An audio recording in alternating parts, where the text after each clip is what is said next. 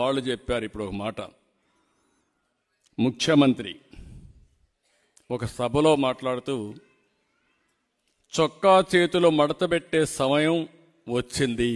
చొక్కా చేతులు మడత పెడతాడంట. నువ్వు మీ వైసీపీ కార్యకర్తలు చొక్కాలు మడత పెడితే మా టీడీపీ కార్యకర్తలు, జన సైనికులు, ప్రజలు కుర్చీలు మడత పెడతారు.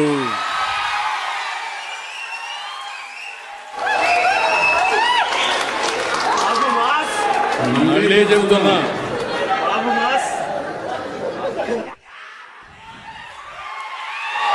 సీఎం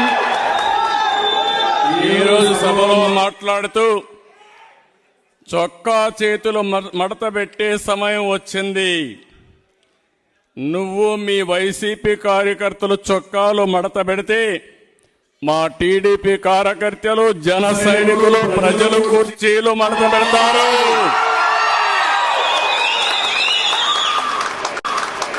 అందరూ కుర్చీలు మడత పెడితే ఏమవుతుందో తెలుసా? జగన్ రెడ్డి నీ కుర్చీ లేకుండా పోతుంది. నువ్వు ముఖ్యమంత్రి హోదాలో ఉన్నావు. ఎన్నికలంటే ద్వంద్వ యుద్ధం. చొక్కాలు, చేతులు కుర్చీలు మడత పెట్టడం కొట్టుకోవడానికి కాదు. ఆ విషయం గుర్తుపెట్టుకొని ప్రవర్తిస్తే మేము కూడా గౌరవంగా ఉంటాం. కబద్దార్, జాగ్రత్తగా ఉండమని మరొక్కసారి సభ ద్వారా హెచ్చరిస్తున్నా.